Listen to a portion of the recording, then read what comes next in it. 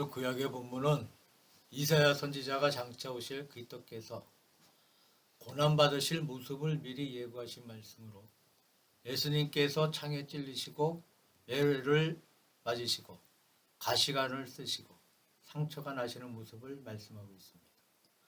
예수 그리스도께서 우리 사람을 위하여 받으신 몸의 흔적을 가리키고 있다고 할 수 있습니다. 신약의 말씀은 바울 사도가 갈라디아의 교회에 대해서 그들의 마음을 격려하고 복음으로 구원받는 도리를 선포하며 바울 자신의 사도권을 옹호하면서 여러 가지로 자기 자신에 관한 말을 많이 하고 있습니다. 갈라디아서 1장 마지막과 2장 처음을 보면 다마스커스 도상에서 회개한 후에 아라비아 광야를 거쳐서 다소로 갔으며 훗날에 예루살렘에 올라간 여러 가지 사정을 자세히 말해주고 있어서 사도 바울의 일생을 연구하는데 아주 대단히 소중한 자료가 되고 있습니다.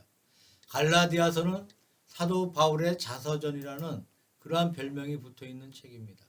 갈라디아서 본문 마지막 결론에 가서 그는 말하기를 누구든지 나를 괴롭게 하지 말라. 내가 내 몸에 그리스도의 흔적을 가졌노라고 말하고 있습니다. 이것은 바울 사도가 주님을 위해서 혹은 주님께로부터 받은 바 그 몸에 가지고 있는 흔적이라고 말할 수가 있습니다. 우리도 주님께서 우리를 위해서 받으신 흔적만 찬미하고 주님의 거룩한 고난만 높이 말할 것이 아니라 우리 자신들도 주님을 위해서 우리 몸의 흔적을 가지고 있었다는 것을 자랑하고 말할 수 있는 경지에까지 가야 되지 않겠느냐고 생각합니다. 흔적이란 이 낱말의 배경을 살펴보면 몇 가지가 있는데 첫째로 옛날에 로마나 헬라 사회에서 노예 제도가 있었습니다. 노예들의 이마에 그 주인의 이름을 화인으로 만들어서 찍은 흔적이 있었어요. 한번 이마의 흔적을 받으면 일생 동안 지울 수가 없습니다. 요즘에는 레이저로 지울 수 있지만 신약 시대 때는 불로 달구어서 지진 자국은 지울 수가 있는 방법이 없었습니다. 이런 경우는 그 노예가 상전의 소유물이라는 사실을 표시했던 것이죠.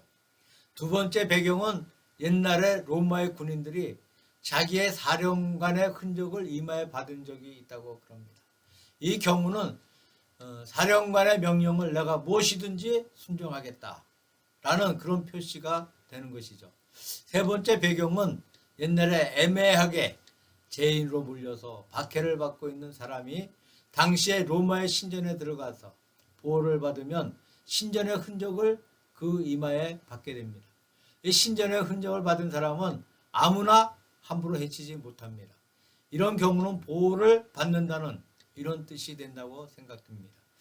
여기에 사도 바울이 말씀하시기를 자기의 마음에가 아니라 자기 몸에 그리스도의 흔적, 헬라어로 스티그마, 신약 성경에 갈라디아서 6장 17절에 한 번 나옵니다. 그 당시 노예들의 몸에 찍힌 낙인, 표를 말하고 있습니다. 도대체 그 흔적이 무엇인가 하는 것은 여기에 대해서 많은 분들의 이견이 있습니다. 대부분의 이 많은 학자들의 말을 빌리면 사도 바울은 다마스커스 도상에서 주님을 만날 때 땅에 엎드러졌는데 하늘의 햇빛 이상의 그 밝은 햇빛이 비치고 그러므로 인해서 그 눈이 어두워져서 보지를 못했어요. 사람의 손에 이끌려서 다마스커스에 들어가서 아나니아가 와서 안수할 때에 눈의 비늘이 벗겨지고 다시 보았다고 합니다. 그때 받았던 상처로 말미암아 그 눈이 일생 동안 완전하지를 못하였다는 그런 해석이 있습니다.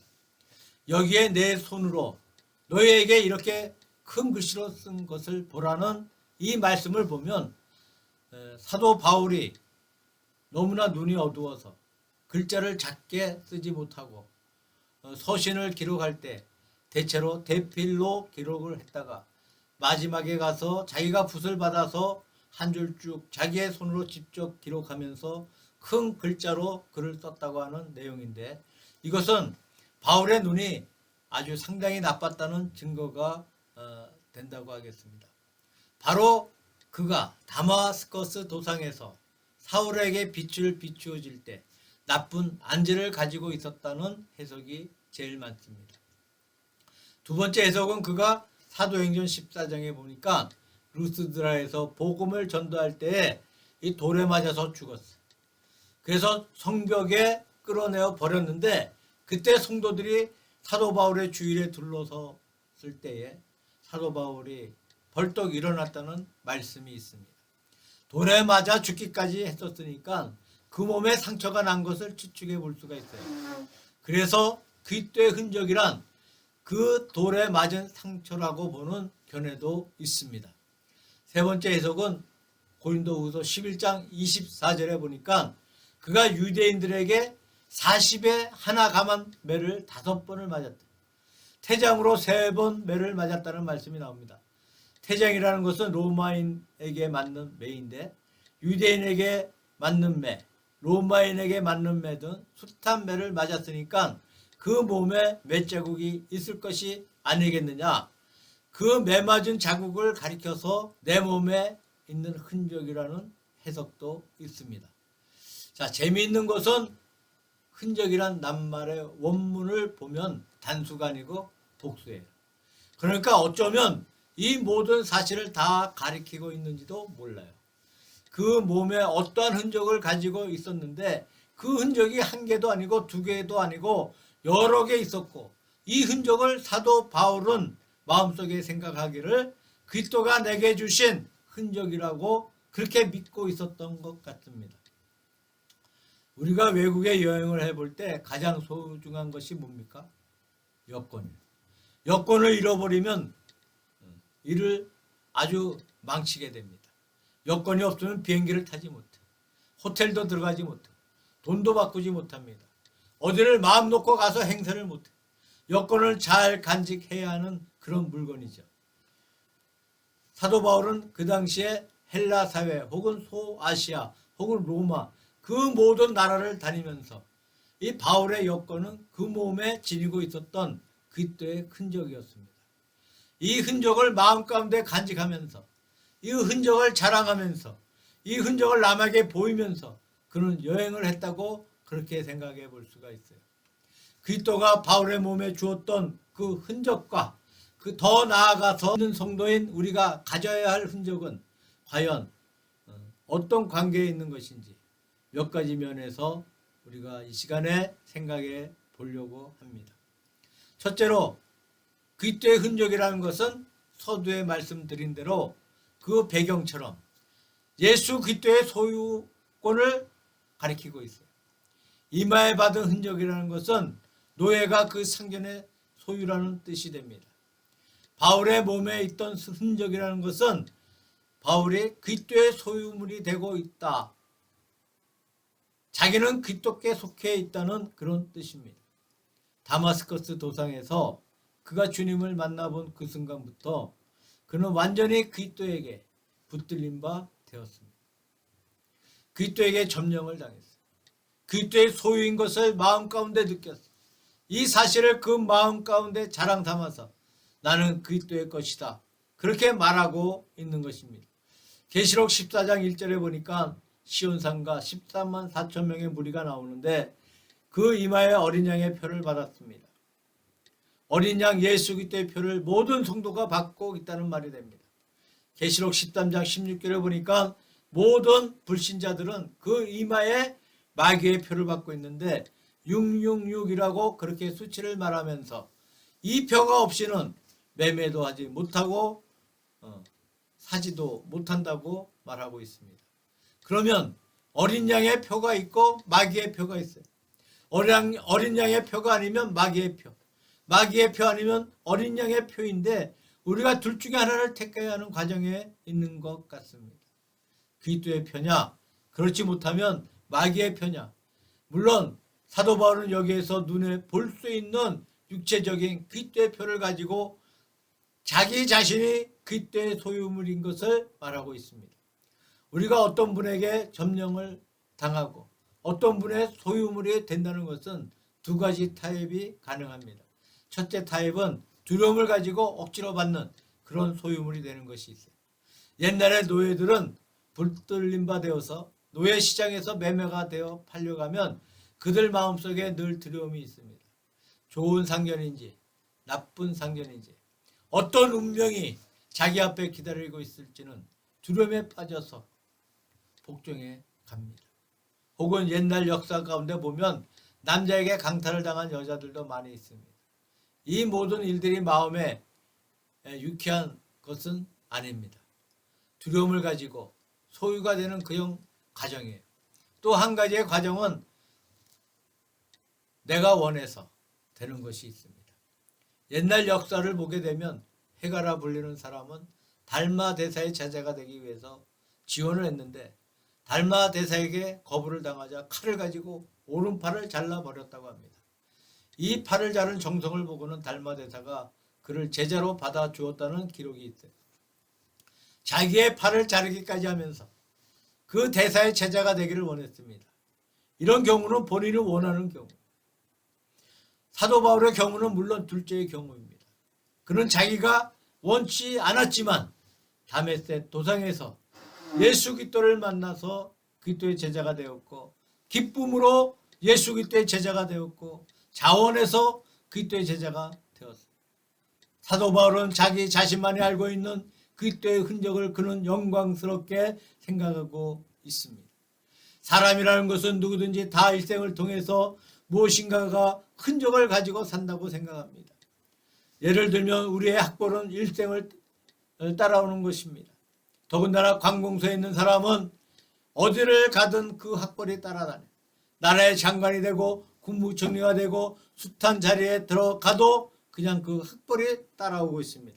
신문에 보도되기를 어느 학교를 졸업하고 무엇이 어떻고 이런 것이 보도되어 있습니다.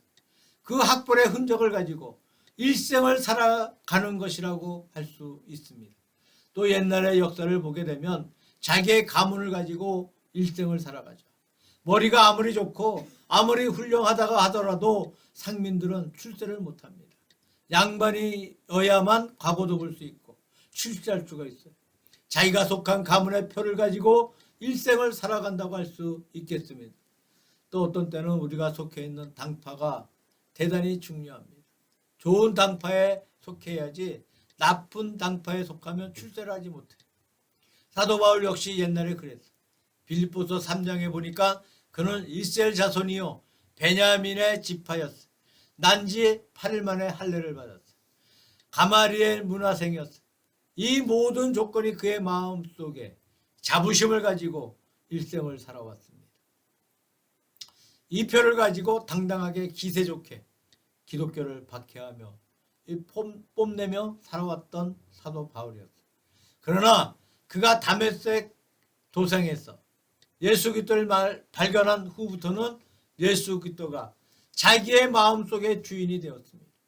모든 것을 분토로 여겨버렸고 오직 그리스도의 소유가 되고 있다는 이 사실에만 그는 몰두하게 되었습니다. 이 사실만을 자랑했어요. 이 사실만을 들고 사방에 다니면서 그는 살아갔습니다. 예수의 흔적을 가졌노라. 그리스도의 거룩한 소유물이 되고 있다는 그 자긍심이 영광된 그의 심정인 줄로 믿습니다. 두 번째로 말씀드리고 싶은 것은 예수의 흔적이라는 것은 예수의 일꾼이 되고 있다는 말입니다. 서두에 말씀드린 것처럼 로마의 군인들은 사령관의 표를 받아 사령관이 명령을 내리면 물속에도 뛰어들어가고 불속에도 뛰어들어가고 절대 명령에 복종해서 행동한다는 것을 표시하는 흔적을 받았다고 말했습니다.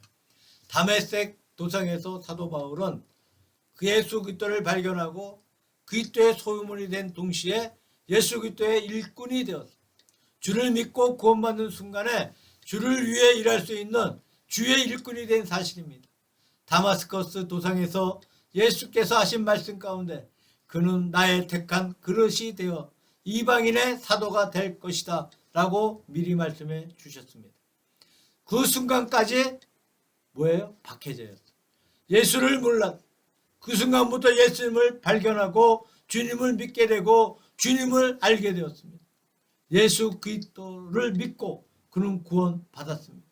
구원받는 순간에 이방인의 사도가 되는 직분을 받게 되었어요.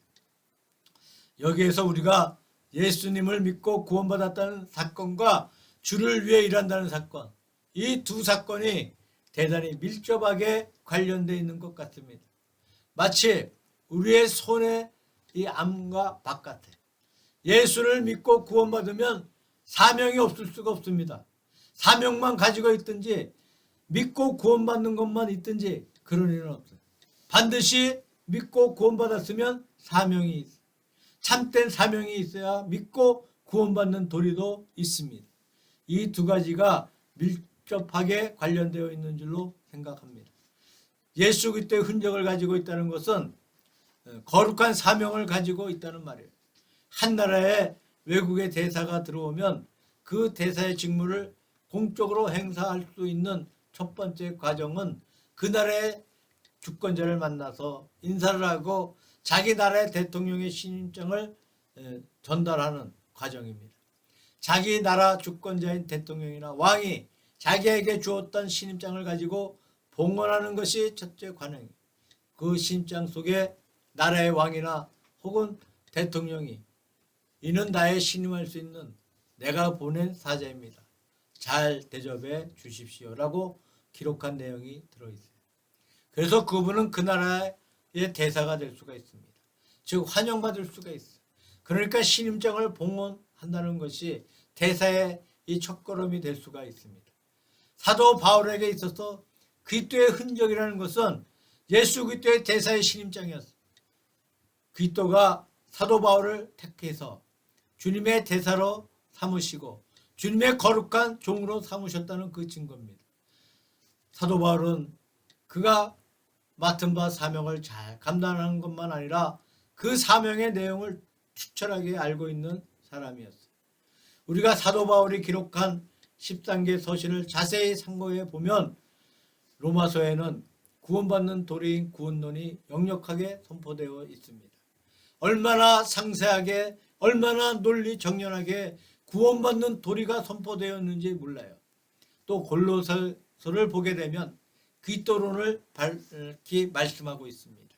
그가 하나님이시고 천지 만물을 창조하시고 교회의 머리가 되신다는 그리스도론을 밝히 말씀하고 있어요.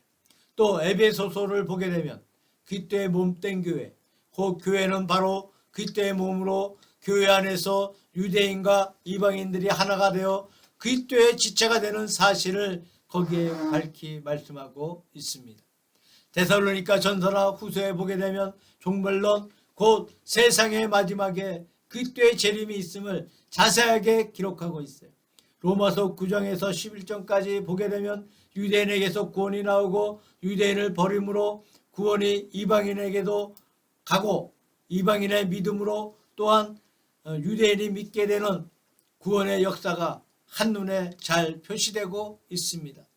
바울 서신을 보게 되면 구구절절히 자기의 맡은 바 구원의 내용이 얼마나 확실한 신념을 가지고 있는지 우리는 피부로 느끼게 됩니다. 다시 말씀드리면 복음의 사자인 것을 자랑스럽게 생각하는 동시에 그 복음의 내용을 확실하게 붙들고 있던 사람이었다고 할 수 있습니다. 어떤 분은 열심히 복음을 전도합니다. 그러나 자기가 전하는 복음이 무엇인지 잘 모르고 전하는 그분이 많이 있습니다. 어떤 분은 믿음을 열심히 따라하고 있습니다. 그러나 믿음이 어떠한 것인가 잘 모르고 있는 분들이 있습니다. 어떤 분은 일생 동안 믿음을 전파하면서도 그 믿음에 대한 확고한 신념이 없는 분이 있습니다. 긴가민가하는 반신반의하게 믿고 있는 분이 있습니다. 사도 바울은 그렇지 않았습니다. 사도 바울은 자기가 믿는 기독교 신학의 내용에 얼마나 확고한 신념이 있었는지 모릅니다.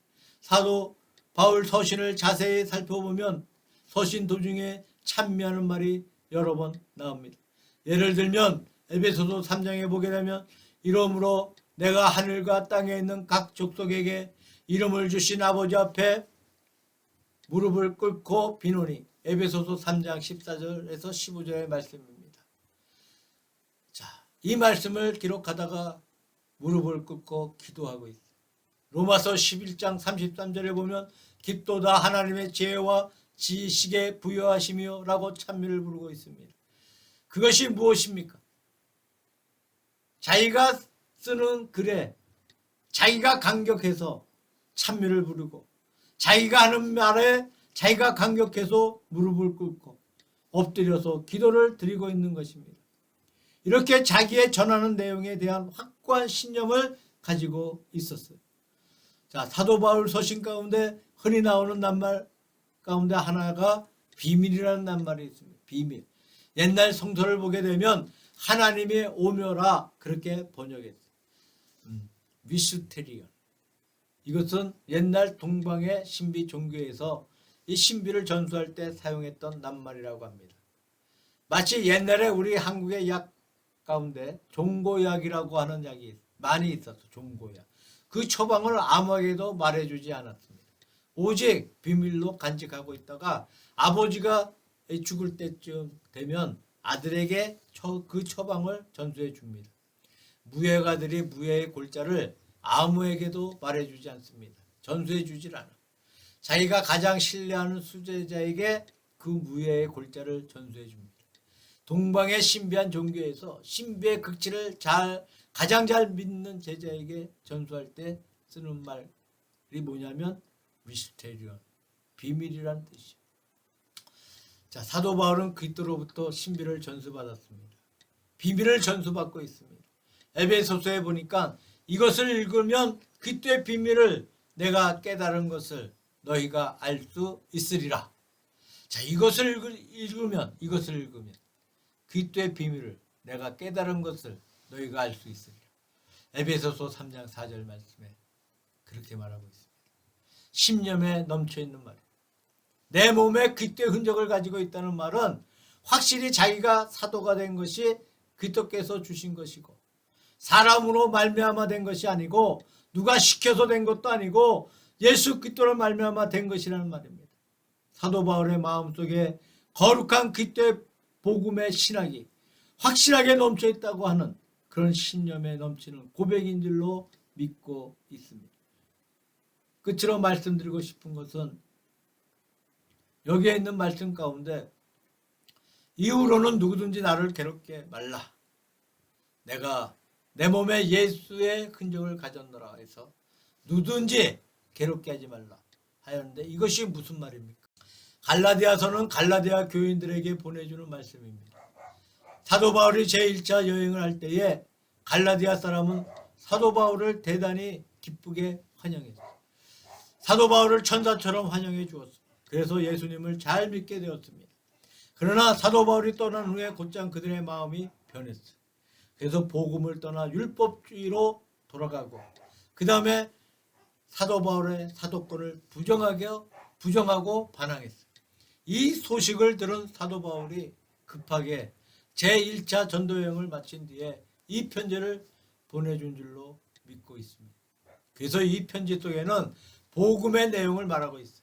우리가 믿음으로 구원받는 것이지 율법을 통해서 구원받는 것이 아니라는 것입니다. 그 다음에 자기의 사도권을 강조합니다.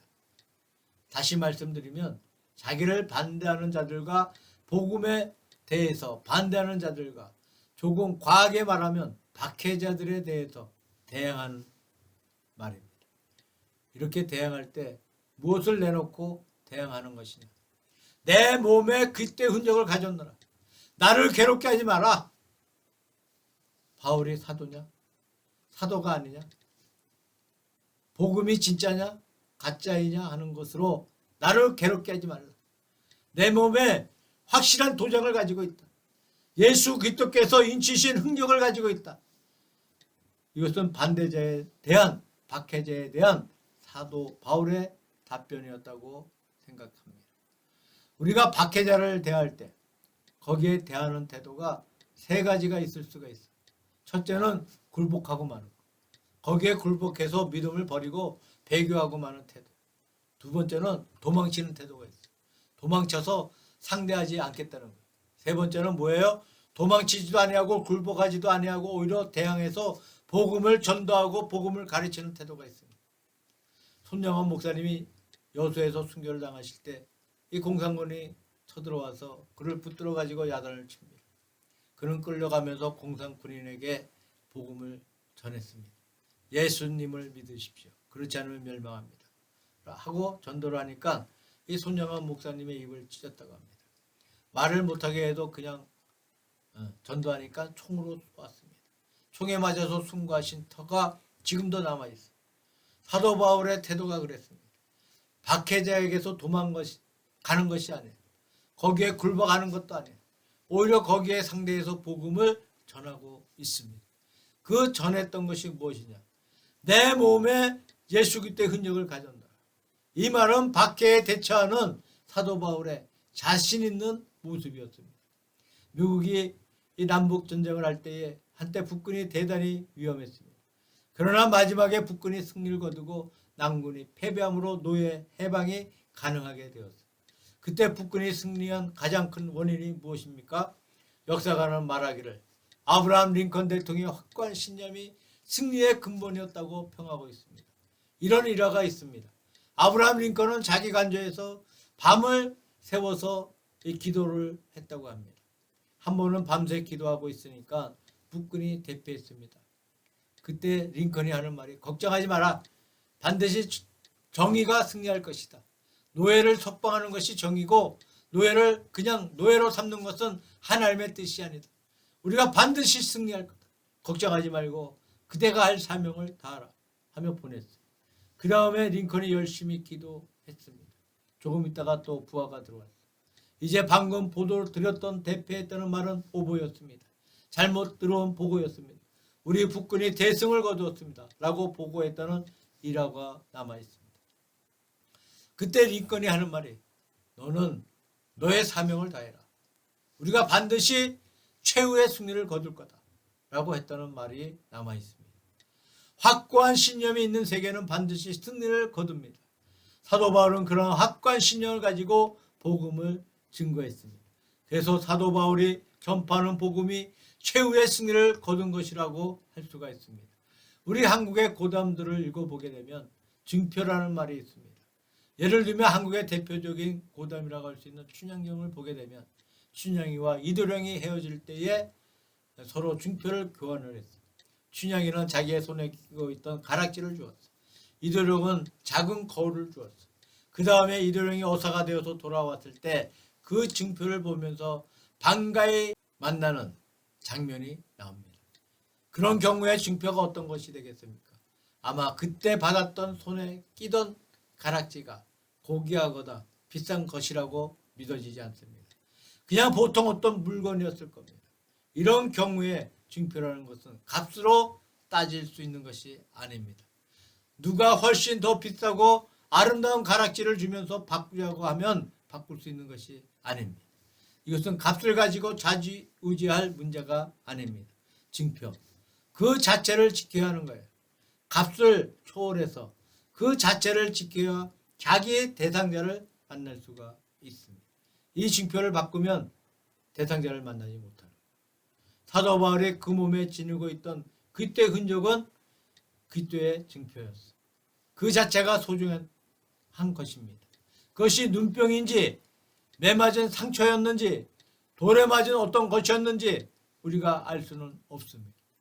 사도 바울은 그것을 그리스도가 주신 증표라고 생각했어요. 사도 바울의 증표는 그러했습니다. 우리 모든 분들도 자기 나름의 그리스도의 흔적이 있다고 생각합니다. 예수 그리스도의 흔적은 사람에 따라 다 다르다고 생각합니다. 그리고 자기만 알고 있다고 믿습니다. 이 흔적이야말로 우리가 그리스도의 소유된 표고 그리스도의 일꾼된 표고 우리가 모든 어려운 난관과 핍박에서 의연하게 일어설 수 있는 대항할 수 있는 무기가 되는 것입니다. 누구든지 나를 괴롭게 하지 말. 내가 내 몸에 예수의 흔적을 가졌노라. 이 거룩한 사도 바울의 고백의 뜻을 음미해 보시기를 바랍니다. 이 사도 바울의 고백이 저와 여러분들의 자신들의 고백이 되기를 주 예수 그리스도의 이름으로 축원합니다.